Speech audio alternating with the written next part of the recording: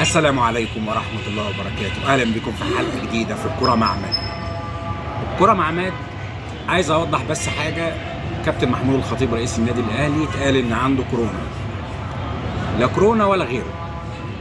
هو القصة كان أعراض للبرد وأعراض مشتركة ما بين هنا وهنا، كورونا وبرد.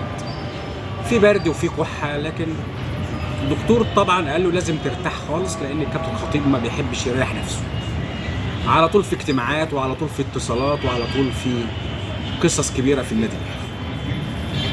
حالته بدات تتحسن بشكل كبير، هيرجع يزاول نشاطه تاني في النادي الاهلي وهيحضر اجتماعات.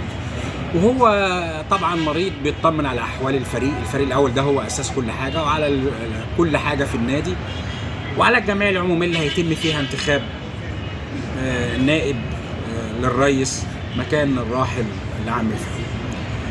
بطمن بس كل جماهير النادي الاهلي، حالته مستقره، هيرجع تاني يمارس نشاطه خلال الفتره اللي جايه.